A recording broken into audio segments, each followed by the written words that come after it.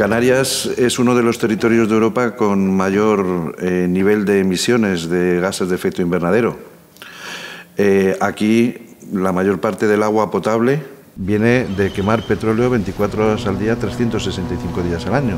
Tenemos las chimeneas vivas las 24 horas del día. La huella de carbono, las emisiones de gases de efecto invernadero desde Canarias están contribuyendo de una manera muy elevada, muy importante al calentamiento global. Si a esto le añadimos que la energía que se produce en Canarias es también a base de quemar combustibles fósiles, hoy en día cerca del 93% de la energía que se produce en Canarias es quemando fuel, quemando petróleo las 24 horas del día y los 365 días del año, ¿no? No tenemos todavía una verdadera apuesta como en Portugal, como en Alemania o como en España, por ejemplo, en Castilla y León, en otras comunidades, donde hay veces en las que más del 80 o el 90% de su generación eléctrica es de fuentes renovables, ¿no? Aquí estamos en una situación absolutamente kafkiana. El potencial que tiene Canarias con sus horas de sol al año muy superior a la de cualquier otro lugar de Europa, y estamos en apenas un 7% de la generación de la energía con renovables, ¿no? Estamos basando todo en quemar combustibles fósiles, que aumenta la dependencia del exterior e impide la imprescindible soberanía energética que requiere Canarias si queremos pensar en el futuro.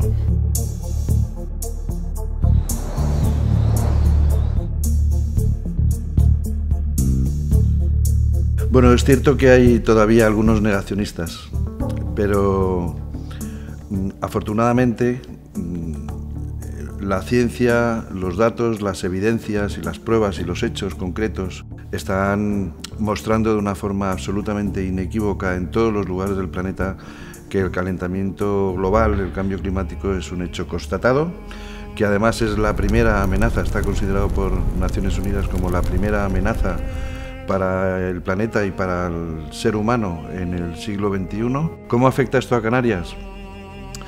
Bueno, es un efecto global que va desde el Ártico hasta el Antártico, desde el Ecuador a las regiones templadas, tropicales.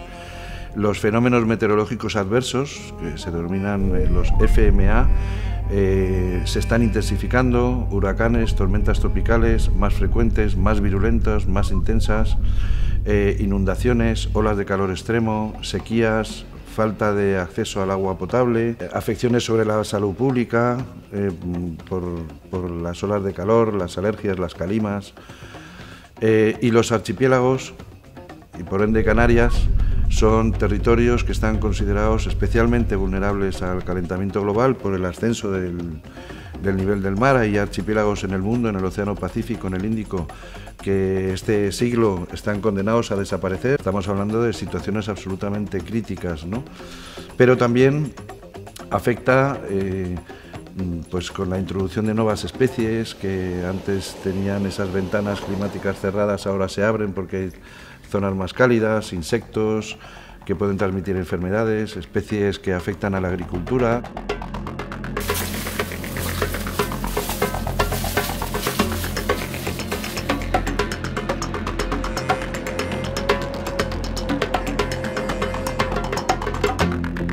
Como último récord negro, por decirlo de alguna manera, hemos registrado en el mes de mayo en la estación de Izaña se han superado las 414 partes por millón de CO2, con lo cual esto es un dato alarmante. El efecto del CO2 que se vierte a la atmósfera es debido a combustibles fósiles, a todo este tipo de energía que Gran Canaria y las Islas Canarias son muy dependientes de este tipo de combustible. La EMED ha desarrollado un trabajo de un catálogo guía de fenómenos meteorológicos adversos que afectan a la isla de Gran Canaria. En esta primera fase, bueno, hemos analizado series y dependiendo de qué tipo de fenómenos estemos hablando, se observa una variabilidad en general interanual. No hemos extraído las conclusiones todavía acerca de si el cambio climático antropogénico ha afectado a la intensidad y frecuencia de este tipo de fenómenos. Se ha hecho una exposición de las políticas de energía que sigue el Cabildo y creo que es importante, es una pata fundamental debido a que el cambio climático antropogénico está afectado por los gases de efecto invernadero que se vierten a la atmósfera, con lo cual si somos capaces de llevar unas políticas de energía más verdes, pues emitiremos menos a la atmósfera, con lo cual la gestión de estos gases de efecto invernadero, lo que es la concentración, serán menores en un futuro.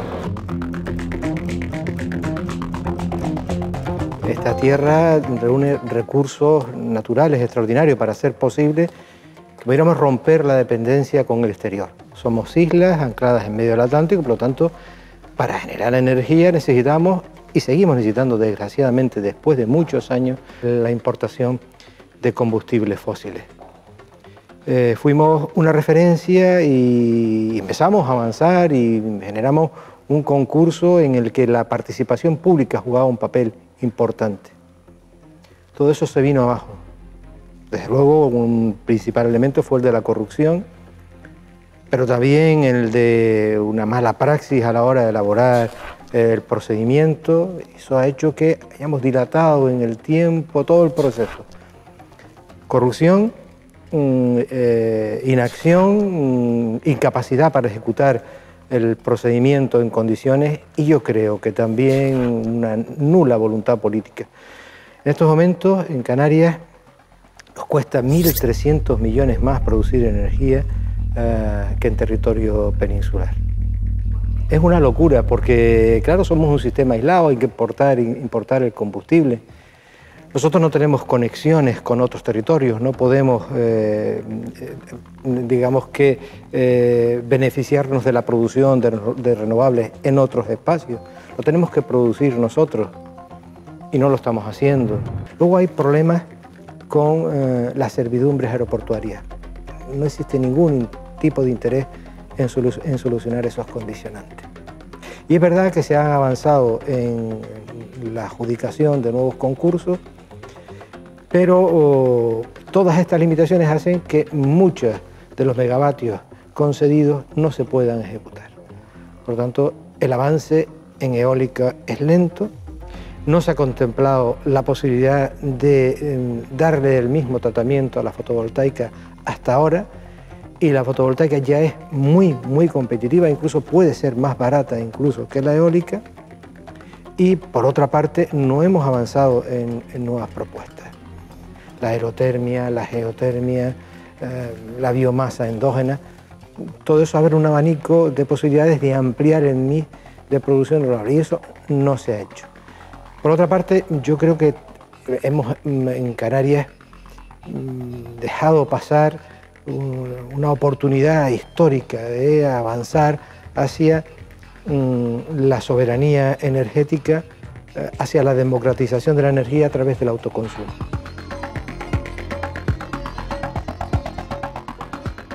Estos molinos, situados en la parte alta del ingenio, nos recuerdan estampas de nuestro Don Quijote. El recorrido de Canarias ha sido muy parecido a lo que hemos visto en el mundo, en el desarrollo a nivel mundial, pero quizás con un poco de desfase. En la época prehispánica, cuando estaban los aborígenes, pues lógicamente todos los recursos eran recursos renovables, al igual que en el resto del mundo antes de la introducción a la tecnología. La conquista significó la entrada de tecnología que venía de fuera, particularmente los molinos. En el caso de Gran Canaria tuvo mucha importancia los molinos de agua y los molinos de viento posteriormente, que sí estuvieron en todas las islas y también tienen un claro exponente en islas como Fuerteventura, en islas como Gran Canaria también. Y a partir de ahí pues se usan las renovables, sobre todo la energía del viento y la energía hidráulica, que en aquel entonces había mucha más agua en Canarias que la que hay ahora. Y entran los combustibles fósiles con un poco de retraso a lo que podríamos haber visto en Península o en España, y el primer combustible fósil que llega a Canarias es el carbón, a finales del siglo XIX. En realidad entra un poco de casualidad porque no había una intencionalidad de que entrara el carbón en Canarias, sino que a través de los puertos los barcos recalaban aquí y simplemente pues lo que hacía es el avituallamiento de los barcos, y esos eran barcos carboneros que paraban en Canarias para avituallarse. Y bueno, como siempre digo yo, a veces pues se cae algo en el puerto y del puerto pasó a la ciudad y se empezó a utilizar el carbón en la ciudad, sobre todo en las ciudades cercanas a los puertos, en este caso en la isla de Gran Canaria, en Las Palmas de Gran Canaria. Gente quizás todavía se pueda acordar, planchas de carbón para calentar, por supuesto, para producir calor, para cocinar. Y bueno, estuvo un tiempo, luego llegó el petróleo, el Montina, que se llamaba en aquel entonces, y fue un poco el mismo procedimiento. Los barcos traían hacia trasiego de petróleo y pues empezó a caer algo en las ciudades cercanas a los puertos. Y así llegaron los combustibles fósiles a Canarias. Llegamos a los albores del siglo XX y ya había una industrialización del sector de la electricidad en Europa, pero la electricidad no había llegado a Canarias. Y así, llegando ya casi al siglo XX, se inaugura la primera central eléctrica de Canarias, que se inaugura en la isla de La Palma. Y es una central hidráulica, que funciona solo con agua. La segunda central eléctrica también es una central que funciona solo con agua, que es en la isla de Tenerife, en La Orotava.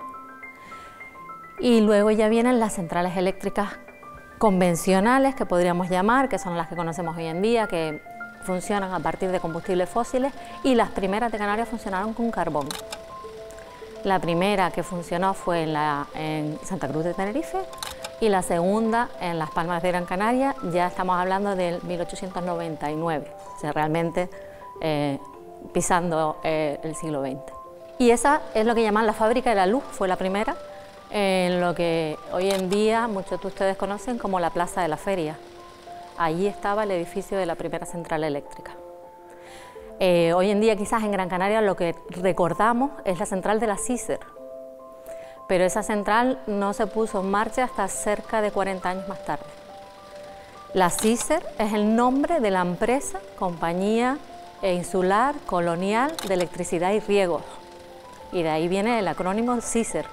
Y bueno, a partir de ahí pues el carbón es sustituido por el petróleo, porque el petróleo es más fácil de transportar, tiene un mayor poder calorífico.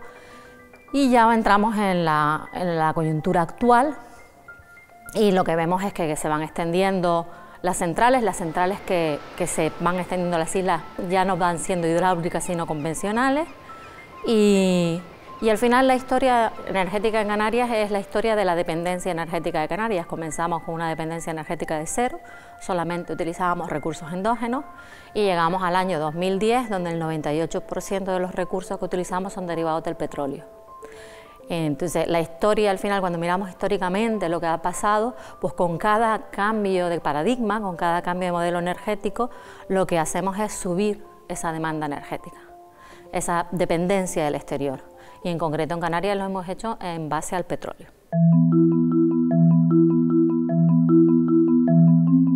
El petróleo aumenta el coste de la factura nuestra, ¿no?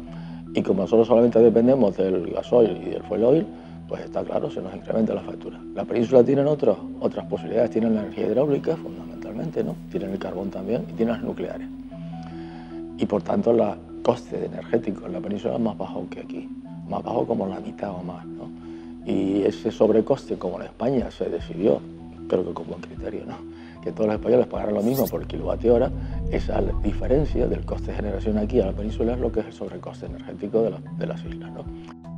Cada isla tiene su central, excepto Tenerife y Gran Canaria tienen dos. En el caso de Gran Canaria tenemos una aquí abajo, en la salida de Las Palmas, y la otra está más grande, ¿no? La central de Guaranda es mucho más moderna que esta, es donde están los ciclos combinados.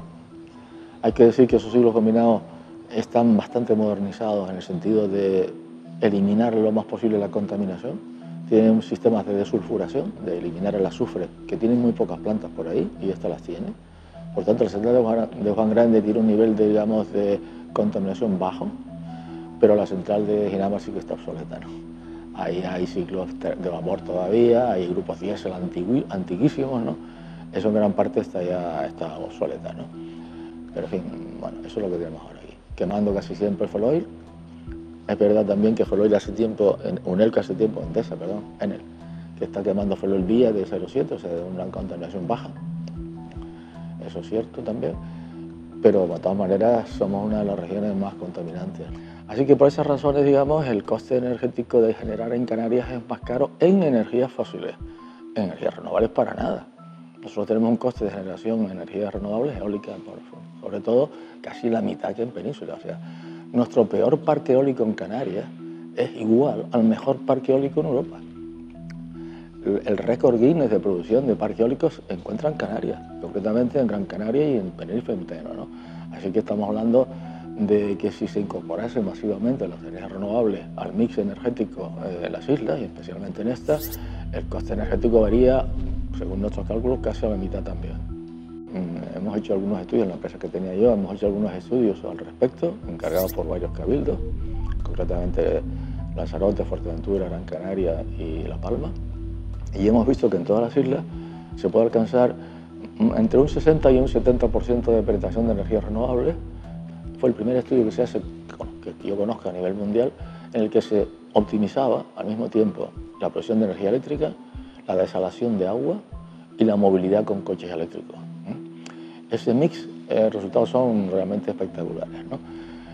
Gran Canaria en particular es una isla que, igual que Fuerteventura, pero Gran Canaria especialmente, es una isla que tiene una posibilidad de desalar con renovables espectacular también. Hemos calculado nosotros que con menos de 100 megavatios eólicos podemos desalar 80 hectómetros cúbicos. 80 hectómetros cúbicos de agua de mar desalada no caben en todos los embalses de Gran Canaria. Es como si cada año se llenaran todos los embalses aunque no lloviera nada, a un precio de unos 60 y pico céntimos el metro cúbico, más bajo casi que hay ahora. Por tanto, las energías renovables en Gran Canaria garantizan el suministro de agua. Si se mejoran los sistemas de almacenamiento energético, que se están mejorando y bajando los costes, entonces los incrementos pueden ser un poco mayores, pero no más allá de un 70%, por razones de que hay que tener una energía que sea estable para cuando no hay viento ni sol, ¿no? Si esos 600 y pico megavatios térmicos se pueden suministrar por una energía que no sea fósil, como puede ser geotermia, como puede ser biomasa, como puede ser otro tipo de energía, entonces la penetración de renovables sí se puede acercar al 100%. Yo creo que en el futuro podríamos tenerlo como objetivo. El vehículo eléctrico es fundamental para incrementar la penetración de energías renovables en Canarias y para independizarnos de la gasolina y el gasoil.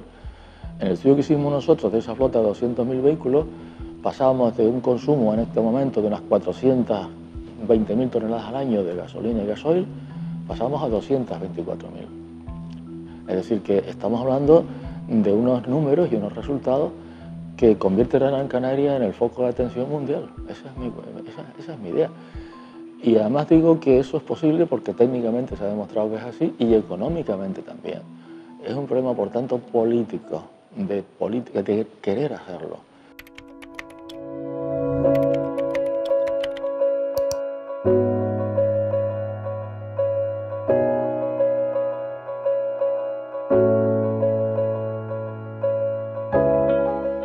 La tecnología está inventada, la inversión está ahí, porque hay muchísimas empresas que quieren invertir en Canarias.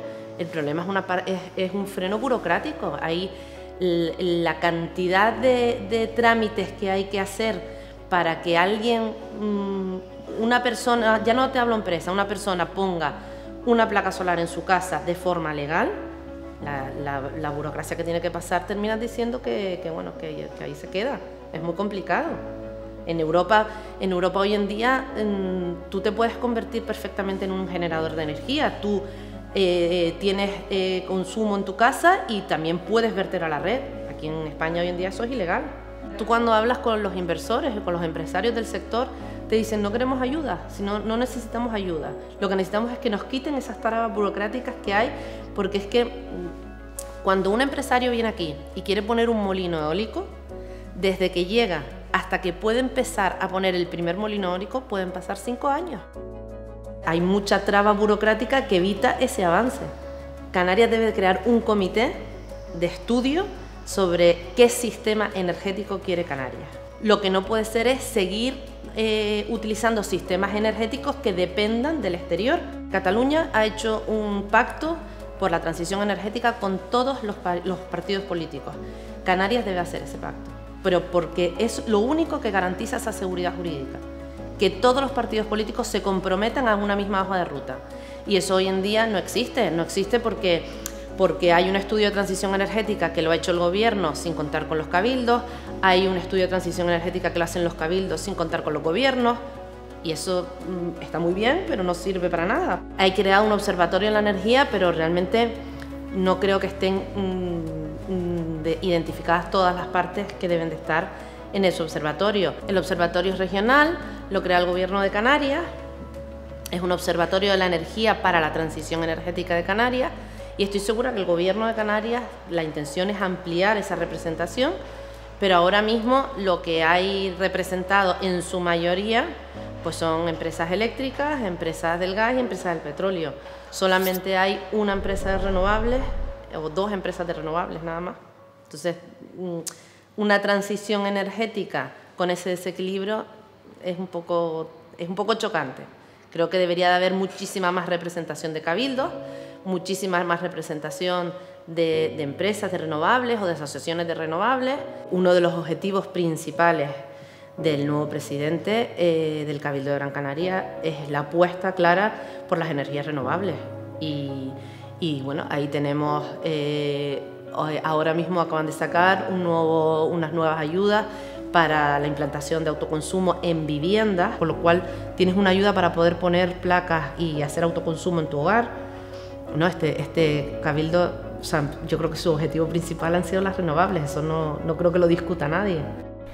Votos en contra.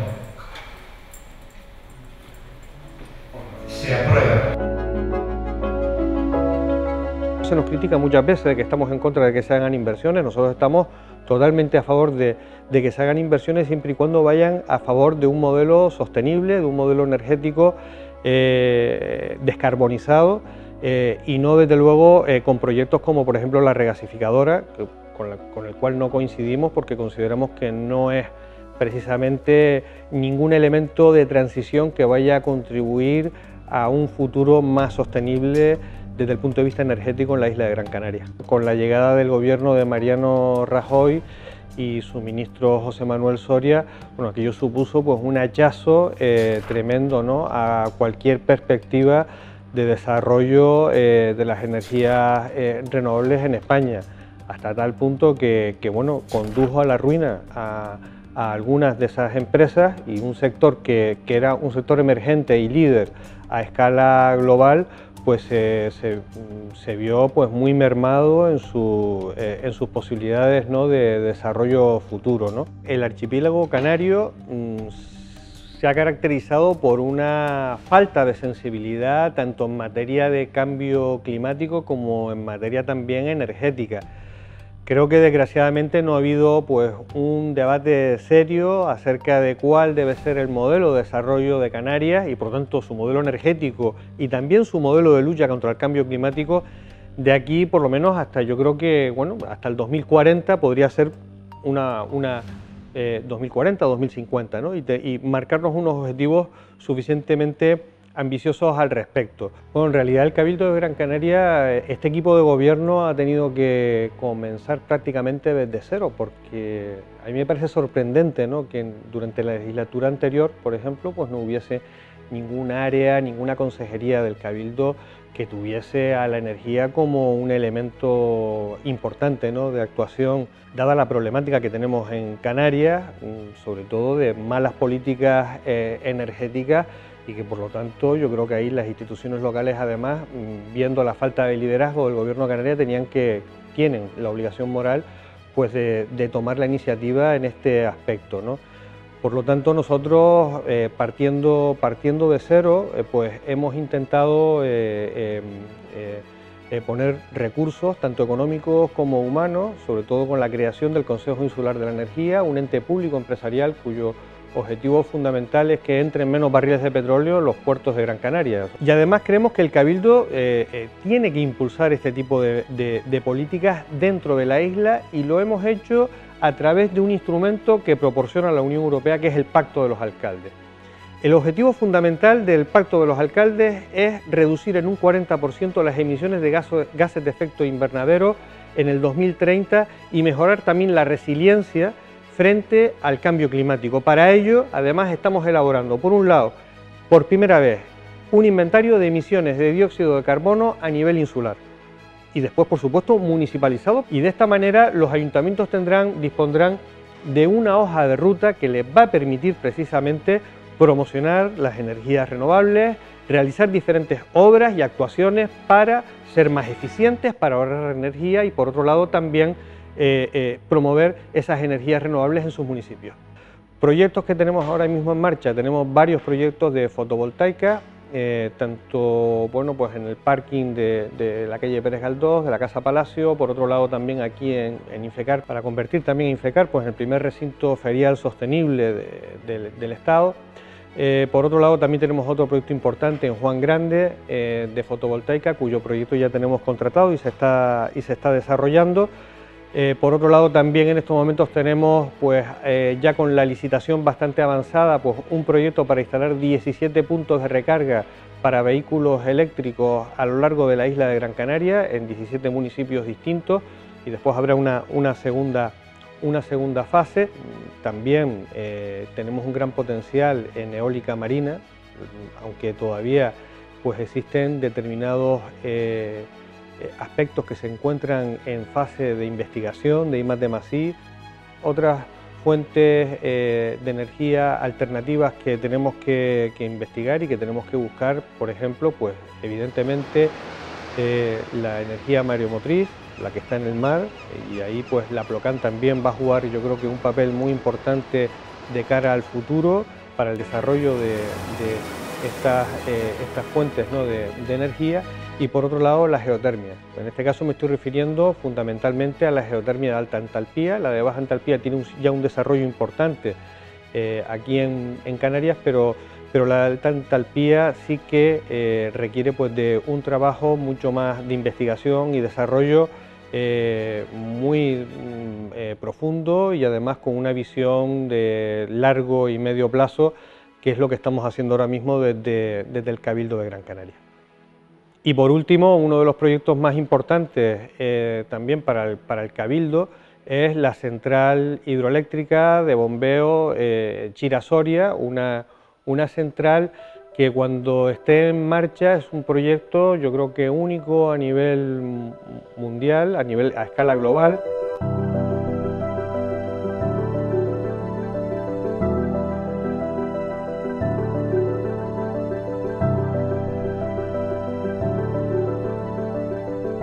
La central Chira-Soria va a ser fundamentalmente una gran pila de almacenamiento para la energía renovable. Va a ser posible que penetre un 70% de la energía limpia que necesita la isla. Eso nos puede convertir en una avanzadilla mundial. La central hidroeólica estaba inicialmente concebida para optimizar la gestión de la empresa que produce la energía en estos momentos en las islas. Y hemos trabajado con Red Eléctrica, que ha asumido posteriormente la gestión y la construcción de la planta, para permitir que, además de producir energía, puede ser un tercio de lo que necesita la isla, sirva para almacenarla. La planta se concibe más para optimizar la gestión de la empresa que opta al concurso y que gana el concurso. Luego el Ministerio de Industria y Energía decide que no puede seguir la misma empresa la que gestione la planta, pasa a Red Eléctrica, y cuando la asume Red Eléctrica nos plantea esa posibilidad de que sea realmente esa pila de almacenamiento, y que por lo tanto hay que cambiar el diseño de las turbinas y el diseño de la planta. Hay que hacer casi un nuevo proyecto.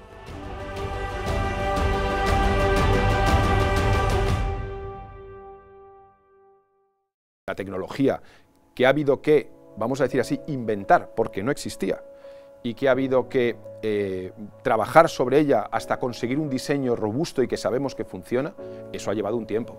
Hay que entender también cómo funciona la tramitación de este tipo de proyectos. Se somete a un proceso de tramitación extremadamente garantista, que posibilita la alegación, la participación de todos los grupos de interés, y eso lógicamente consume tiempo. Es una central que es capaz de, turbinando o dejando pasar el agua que cae desde el vaso superior al vaso inferior a través de una turbina, genera electricidad o aporta electricidad al sistema. En sentido contrario, utilizando energía del sistema, es capaz, mediante una bomba, de subir ese agua al vaso de arriba. Esta central, por la cantidad de agua embalsada en el embalse de Chira, es capaz de funcionar durante 18 horas a plena potencia. Eso, energía es potencia por tiempo, pues 200 por 18 nos daría 3.600 megavatios hora de energía, una cantidad muy relevante. Pero Soria Chira es mucho más que esto.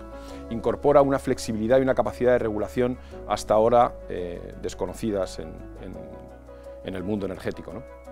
Lo cual permitirá a la central cumplir con el mandato por el que fue planificada, que es no solo la integración masiva de energías renovables, sino la seguridad del suministro y la garantía de seguridad del sistema, ¿no? Es una obra de ingeniería, probablemente la obra de ingeniería más compleja que se puede hacer ahora mismo en el mundo. Por las cuestiones es fácilmente entender, se trabaja a unas profundidades importantes, se tienen que horadar unas cavernas. Ya le digo, si viera usted la caverna de Soria Chira, es una caverna donde tenemos aquí detrás la catedral de Vegueta, pues la podríamos meter dentro. Dese usted cuenta de la dimensión que tenemos que horadar. La inversión, pues sí, rondará los 320 millones de euros, estamos hablando, es un presupuesto todavía en grado estimativo, pero sí, ese es el orden de magnitud. Creemos que pondrá a las Islas Canarias y en particular a Gran Canaria a la vanguardia de la tecnología en el mundo energético.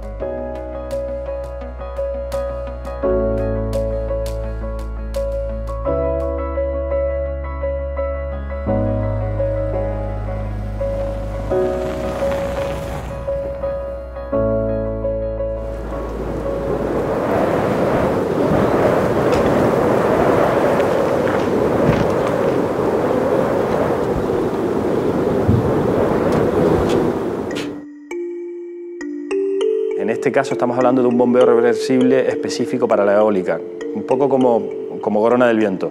Antes de que se instalara lo del cupo, en Canarias había 100 megavatios eólicos ya instalados, 100, ¿vale? Con el cupo se iban a instalar 436 en todas las islas, creo que en la isla de Gran Canaria, que es la que yo más trabajo, se instalarían 170. En una isla donde la punta de demanda es de 600 megavatios, y el valle en la isla de Gran Canaria es de 225 o 240 megavatios, estamos hablando que en noches de mucho viento la generación eólica superaría la demanda. Eso a nivel de redes crea inestabilidades y no es posible. Desgraciadamente tendremos, mientras no haya almacenamientos, tendremos que sufrir restricciones técnicas, es decir, habrá que parar algún molino. La eólica es el aprovechamiento del viento para generación eléctrica. Ahora ya somos capaces de aprovechar el viento a gran escala y además la energía que esos aéreos o esos molinos son capaces de producir y de verter a la red es una energía de calidad. En estos últimos años hemos tenido un empuje nuevo y hemos llegado a los aéreos que nosotros llamamos multimegavatios. Con un solo aéreo de esos somos capaces de producir lo que antes se producía pues casi que con 15 aéreos de los antiguos. El caso eólico fue el comienzo de la paralización. No digo que sea el único culpable, pero fue el comienzo de la paralización del desarrollo de energía renovable en Canarias. En el segundo concurso también judicializamos la resolución y hubo que hacer una segunda adjudicación. En fin, los canarios hemos sido condenados a 10 años de retraso. La frenada que hemos tenido cuando éramos punteros a principios del siglo tiene que ver con temas administrativos. Ahora lo hemos retomado y yo espero que esto sea un renacer y espero que bueno, ya estamos viendo los aéreos instalados y que sigan instalándose y a buen ritmo. Hace poco el Gobierno de Canarias sacó un hito que habíamos llegado en un momento puntual, en una hora concreta, habíamos llegado en la isla de Gran Canaria al 36% de penetración de energía eólica, con los nuevos aéreos que se han instalado en los municipios del sureste. Eso es un récord. Ciertamente la eólica, la integración de eólica en sistemas eléctricos pequeños y aislados como los canarios, tienen límites técnicos y tienen límites territoriales. Aquí en Canarias, donde tenemos un porcentaje altísimo del territorio protegido, ni yo ni nadie, ni ningún canario va a querer un molino eólico instalado al lado del Roque Nublo, y eso todos lo defendemos. Por lo tanto, la generación eólica tiene que estar restringida a las zonas adecuadas, donde hay viento y donde no afecta al medio ambiente. Todavía tenemos espacio suficiente para instalar más eólica en tierra y ya se está instalando algo de eólica marina. El futuro de la eólica en Canarias pasa por repotenciar los parques viejos que ya tienen más de 20 años, utilizando el mismo territorio y generando mucha más energía.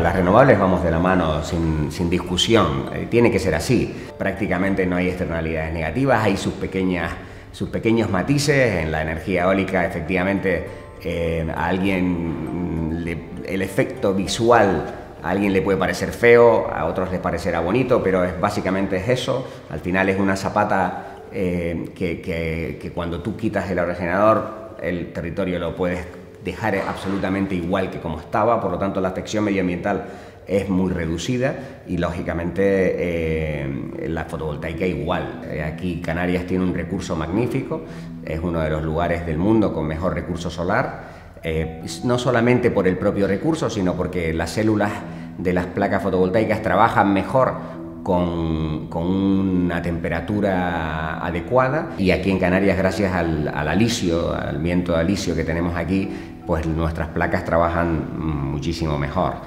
Ahora mismo, hoy por hoy, Canarias tiene instalado 167 megavatios, la isla de Tenerife aproximadamente 110 megavatios y Gran Canaria en torno a 40 megavatios aproximadamente, el resto está en las islas menores.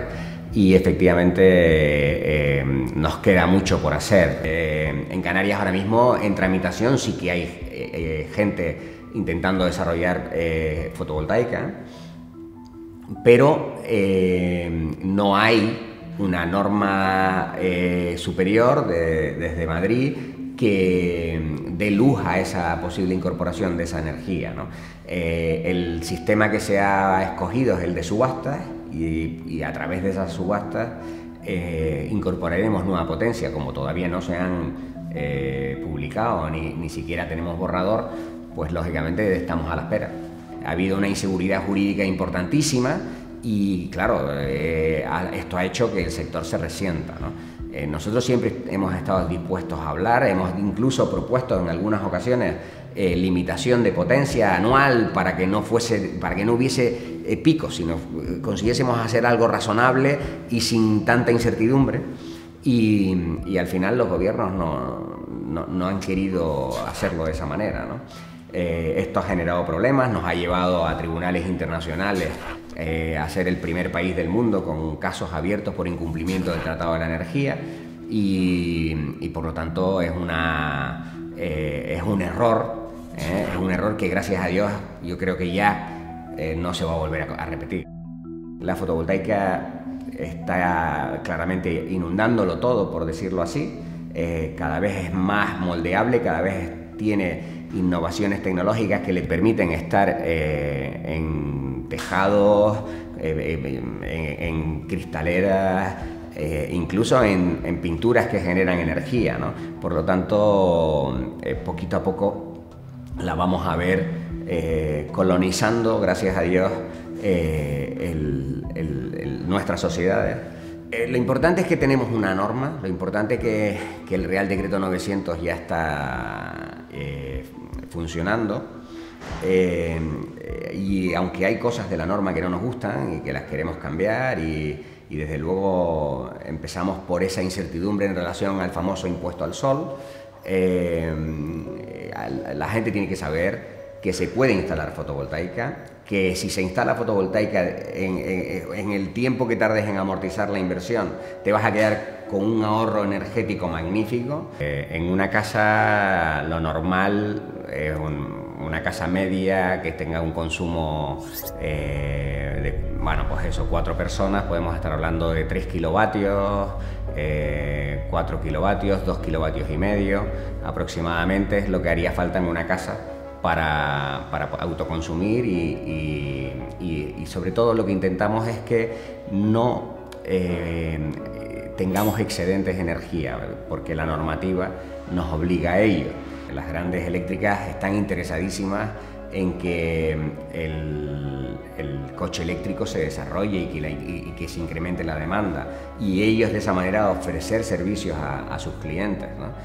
Durante unos años dio la impresión de que no habían entendido muy bien cuál era la oportunidad que representaba la renovable en España, pero desde hace ya mucho tiempo no hay ninguna que diga estar en contra de la renovable, incluso algunas de ellas están anunciando que en breve dejan ya de hacer instalaciones convencionales, ya no van a hacer más instalaciones convencionales, el caso de Enel en el mundo.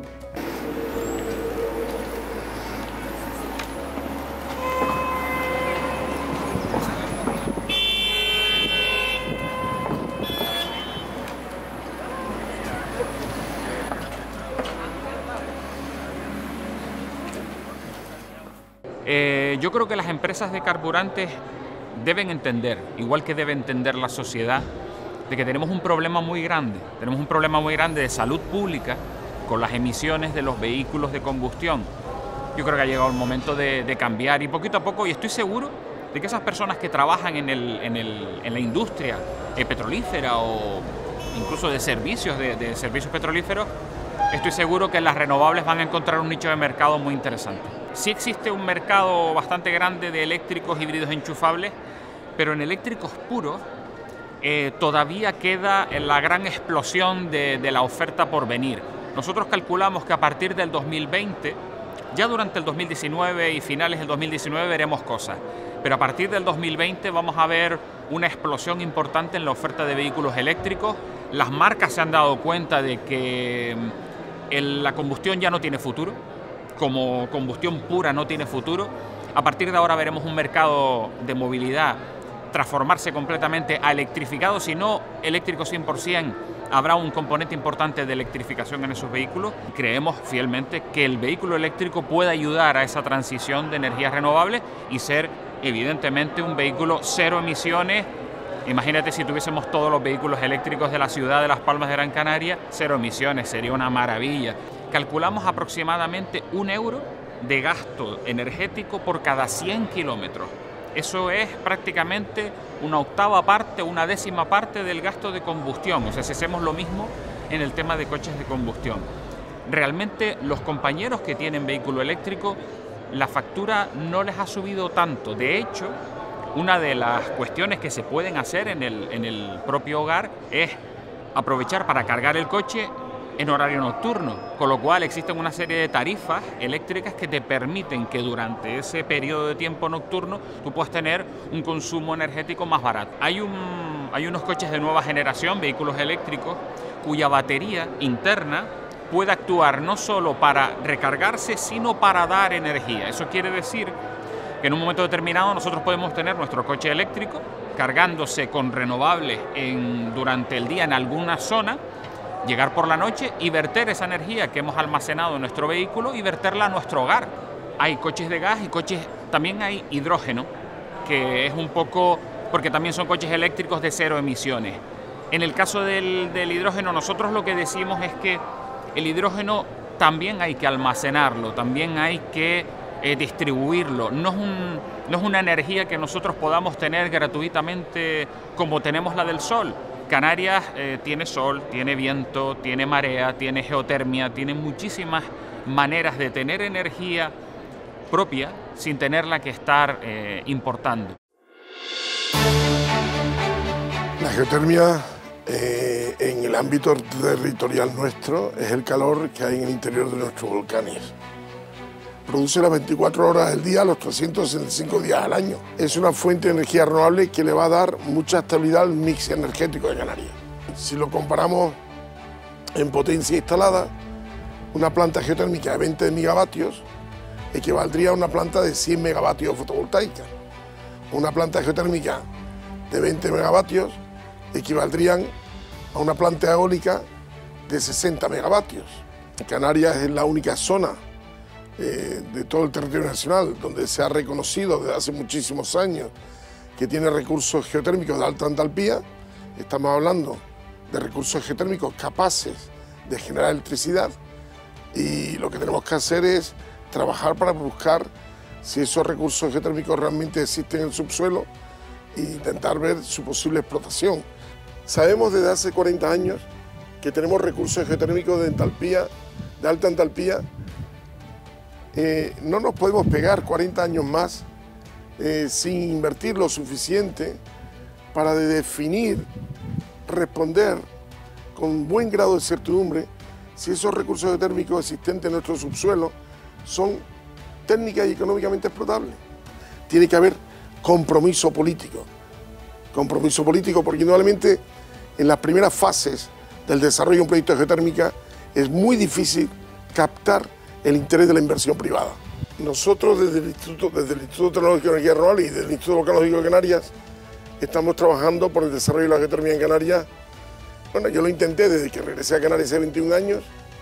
Hemos encontrado un escenario más favorable gracias a la obtención de proyectos de investigación del Plan Nacional a raíz del año 2007-2008, pero realmente donde ha habido vocación o compromiso político ha sido realmente hace un par de años. O sea, y cuando digo compromiso político es cuando ha habido decisiones políticas donde se ha invertido o se ha puesto dinero para la exploración geotérmica.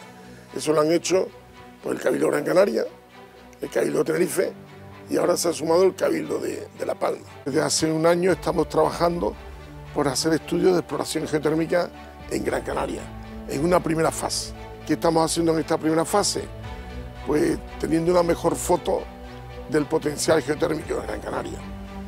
Indudablemente después de esta primera fase habrá una segunda fase que iremos allá a zonas más específicas de la isla, pero indudablemente la exploración geotérmica bien hecha es fundamental a la hora de tomar la decisión de dónde hay que hacer los sondeos de exploración geotérmica. Estamos hablando de sondeos de 2 kilómetros, 2,5 kilómetros, que son muy costosos, con lo cual es muy importante hacer un buen trabajo de la exploración geotérmica de superficie para no cometer errores en la toma de decisión donde deben hacerse esos sondeos.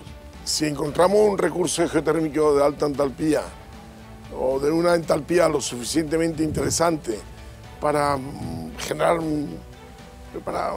diseñar una planta geotérmica que es una planta geotermoeléctrica, la planta eléctrica, pues realmente sería una notición. Yo creo que habrá muchas crisis en el futuro, pero una de las crisis importantes que va en el futuro va a estar relacionada con la energía, con lo cual Canarias tiene que apostar por la mayor soberanía energética posible y la menor dependencia de recursos energéticos del exterior. Hay un sector de la clase política cortoplacista que lo único que hace es defender los intereses de determinados sectores empresariales, poniendo además en riesgo de manera grave e irresponsable la continuidad de este archipiélago. Se está hablando por parte sobre todo del gobierno canario que el gas es la transición a las renovables. Yo digo personalmente que bueno, puede ser que sea desde luego mejor que el petróleo es, ¿no?, en cuanto a la contaminación que produce, pero esa transición hay que hablar de cuánto dura la transición, porque si la transición va a durar 30 años, pues no, es igual que no hacerla, ¿no? La instalación de gas en Canarias definitivamente frenaría el desarrollo de la energía renovable en Canarias, por muchas razones, pero una de ellas, y es la principal, es porque si invertimos en unos combustibles fósiles, da igual, sean gas o el combustible fósil que sea, cada vez habría menos espacio para la renovable, para la eólica. Tenemos límites. No tiene sentido en estos momentos seguir apostando por combustibles fósiles, dadas las condiciones naturales, dados los precios que tienen en estos momentos las energías limpias, absolutamente competitivos con cualquier tipo de energía fósil. La situación ahora mismo está en un momento de indefinición, en que hacemos si gas, no, gas, ciudad, sí, gas, ciudad, no, proponado, aire proponado. Estamos en un momento de discusión, estamos en un momento en que la opinión pública está muy concienciada de que esto hay que cambiarlo, hacia un sistema renovable. La ciudadanía lo ha captado más y mejor que muchas instituciones. Yo creo que cada vez hay una mayor conciencia. La prueba la tenemos, por ejemplo, en este intento de imponernos el aire propanado en las ciudades. Ha habido un rechazo ciudadano en las redes. A mí me hacen llegar todo el tiempo su oposición a que se abran las ciudades, de que se abran los edificios, que volvamos a las cocinillas de gas. Yo creo que hay una mayor conciencia ciudadana. Si a mí me dicen que un polígono industrial completo, o en porcentaje importante, hace una planificación y dicen que ellos prefieren utilizar aire propanado con conducciones que el sistema actual, a mí me parece perfecto que se cometan esas inversiones. Otra cosa es que me diga, voy a levantar la ciudad de Las Palmas de Gran Canaria para poner una red ciudad. Me estás diciendo que se va a cometer una inversión de transformar toda una ciudad para dar aire propanado para que cambie la cocina, vitrocerámica o placa eléctrica, por una de gas. Yo no lo veo. Mientras se hable de que como energía de transición es necesario inversiones multimillonarias para crear nuevas infraestructuras basadas en hidrocarburos, no tenemos la vista puesta en la defensa del planeta y en la defensa de una energía más social. Estaremos beneficiando a las multinacionales y eso no es apostar por las energías renovables, eso es apostar por todo lo contrario, por mantener el sistema.